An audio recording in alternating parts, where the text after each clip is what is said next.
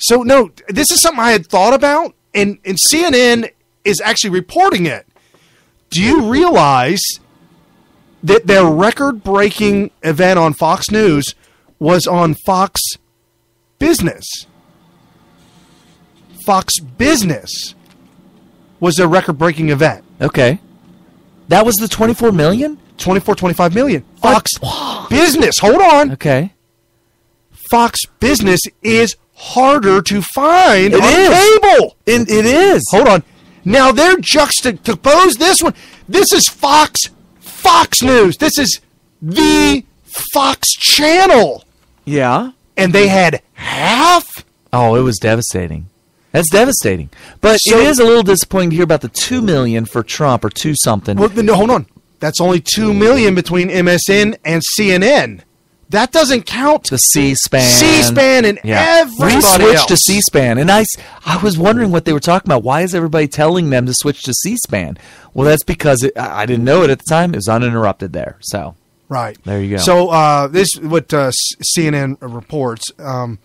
On Friday, Fox touted the fact that Thursday's debate was higher rated than one of its televised 2 weeks ago on its sister channel, Fox Business Network, that had 11 million viewers with Trump at center stage. News sites that are critical of Trump framed the results this way. Trump skids debate, ratings rise. Okay. 2 weeks ago, again on Fox Business, 11 million viewers. This one had 12 million without Trump. So it's almost... I thought you said the 24 million was Fox Business. That was. They did it again 2 weeks ago on Fox Business. Oh, they repeated it? Oh. The original one, the first one that broke Fox ratings. That was on Fox. That wasn't on Fox Business? The very first one was on Fox. Okay. The second Fox debate was on Fox Business. That had 11 million viewers, but people couldn't find it. Well, of course not. Okay. So Fox News is now reporting, and the main Fox News with no Trump had 12 million, and they're saying, yeah, ratings rise. No! It was a lie. No, it's a lie because nobody could find Fox Business. Right. And yet still 11 million hit Fox Business. God, that's dishonest, people. That's dishonest. Right. It's called playing with the numbers, fudging the numbers. So the other 5 GOP debate primary cycles, here's the real numbers. All the other debates range from 13.5 million to 25 million. So Fox lost 1 million viewers. Oh, at least, I'm sure. Flat out, because Trump wasn't there. They could have been, like the 13.5 million viewers were CNN.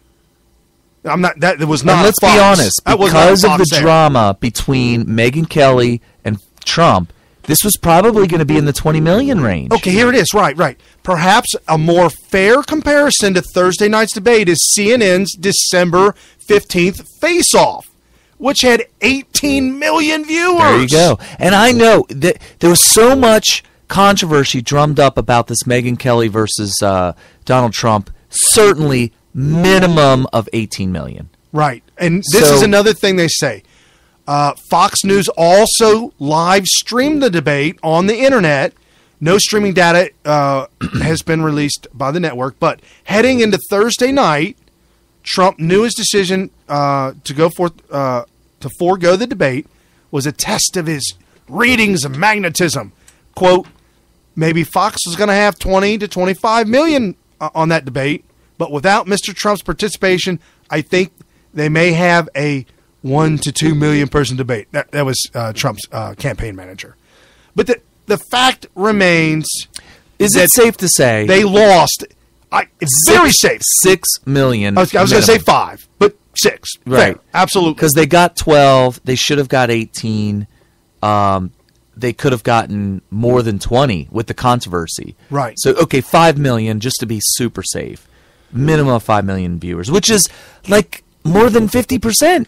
They lost like 50%, or about 30% of their viewership. I mean, what does that do for ad sales? Right. A hashtag on Twitter, according to Twitter, hashtag GOP debate.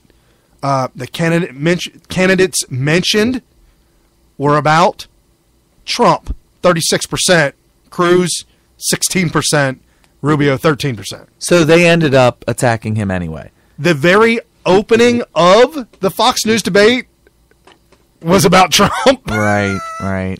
Did they have the empty podium? No, they dropped didn't. The ball. They should have. They should have. In fact, I believe it was, I think it was Rush Limbaugh that said, imagine the visual of having an empty podium in the dead center of the stage. Right. With a big label on it that says Trump. Did you hear about Santorum and Huckabee speaking at the Trump rally? I hadn't gotten to that yet, but yes, they did. Oh, Santorum is so awkward. He was very awkward. So he hasn't pulled out yet. I thought he was gone. I thought he was like Rick Perry. By the way, in case you didn't know, they did a kiddie table debate before this. Yes, so they did do a kiddie table.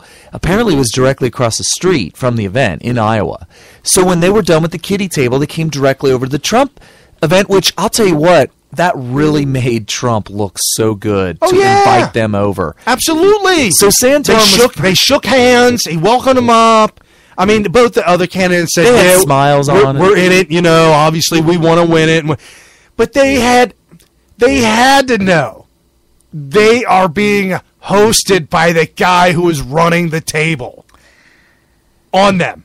Yes. But it made him look good. Do you know what the Ohio, what's his title? The guy who John runs... Kasich? No, his title. The guy that runs the campaign, his title is State Director for Ohio of Donald Trump for President Incorporation. Robert Scott. I talked to him. I met him. When that's a heck of a plaque. Yeah, he's the state director for Ohio. He told me that that bringing Huckabee and Santorum up, first of all, they had won the previous two Iowa caucuses. Correct. Also, they're going to siphon off the Iowa caucus votes for the other candidates. So it was kind of a cool little trick that he did. Right. So Santorum gets up. The podium at this event says Trump all over it.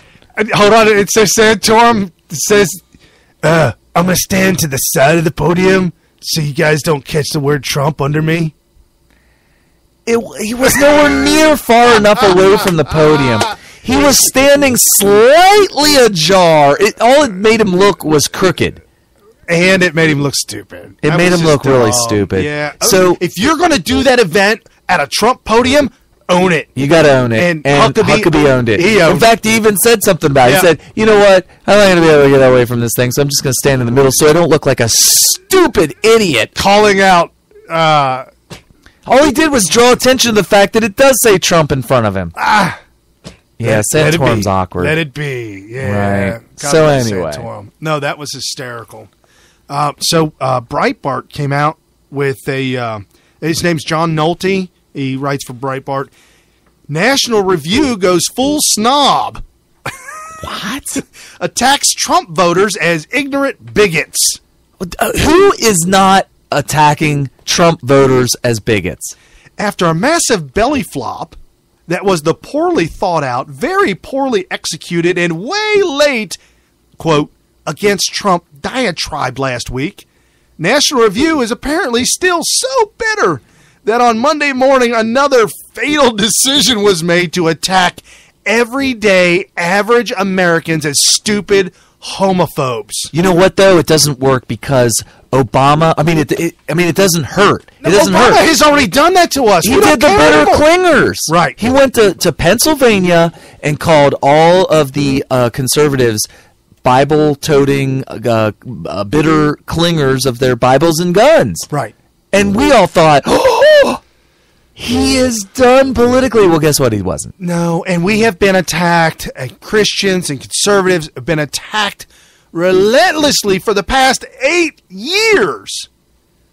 I hope you've developed a very, very thick skin. Because if you haven't... The Tea Party didn't. No, they That's didn't. why they bailed. They needed help. They needed to develop that thick alligator skin. And Laura Ingraham came out this week, and she went off on National Review, trying to excommunicate Trump as to return to traditional GOP law and order practices when it comes to illegal immigration. And so she comes out and makes 2 points. She says, a return to more traditional GOP foreign policy that would put the nation's interest ahead of globalism. And 2, a return to a more traditional GOP trade policy that would analyze trade deals from the perspective of the country as a whole and not blindly support any deal, even one negotiated by President O. She's saying that this is what Trump supporters are about, and this is what Trump is talking about. And so for National Review to excommunicate the front, folks, this is the front runner for the party. So, I've always had a lot of respect for Laura Ingraham. She used to host a 3-hour show on the radio. I believe it was from 9 until noon before Rush Limbaugh came on.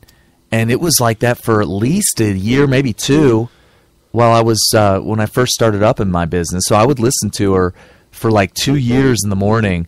I don't know why she's no longer on my local radio anymore. She's still on radio. She is, but she's not. When you do the syndicated network stuff and you go all over, nationwide, right. Sometimes your local radio station will pick her up for whatever reason. They had her for a couple years and then they didn't. I don't know. But for the 2 years I listened to her, I mean, she was great. She was really conservative. She had a great. She argued for conservatism really well, and I'm not surprised that she was able to say that about this. Shock poll: Ted Cruz plummets white evangelicals and trails Donald Trump by 17 points. You know what? If he doesn't get it together really soon, Trump's just going to run away with this thing. Now, let me get into that because I know there's a lot of experts that say if Trump wins Iowa and New Hampshire, there's just not anything left for anybody else. And then isn't South Carolina next? Yeah, because there's a bunch of other ones that are almost slam dunk for Trump. Yes. There's a whole bunch. Iowa is absolutely key because Trump is leading so many of the states. This is the one place where wasn't Ben Carson leading at one point, and then Cruz is leading, and then everybody's like, he comes out and says, "Why are Iowans so stupid?" or whatever, and that was easily taken out of context, too easily. Whoops. And you know what? He's come back and made up for it or whatever because now Iowans seem to have warmed up. 28%. That doesn't sound like a lot. No, he's 17. He's leading with 28%. Where did you get 28? I just read it. This was brand new breaking. No. Brand new breaking. I'm talking about evangelicals. Oh, no, I'm talking about overall. Okay, well, the numbers I just threw out were Donald Trump is leading Ted by 17 points with the evangelicals. And I wanted to touch on that point because I know a lot of our listeners are Christian evangelicals, and I understand the Holocaust that is going on in our country today, which is called Planned Parenthood. They are at the helm and steering the 50 million babies a month, a year. They call it infanticide. Infanticide. Right. And it is heartbreaking, wrenching. But I want to go back to something that we talked about early in this show. Folks, the founding fathers of this country knew, deep down in their hearts, they knew that if they didn't get the South on board with the revolution, that it was never going to happen. They had to concede to the awful and horrible treatment of slaves and just slavery in general. They knew if they said, can't do that slavery stuff no more in Georgia. And Thomas Jefferson tried.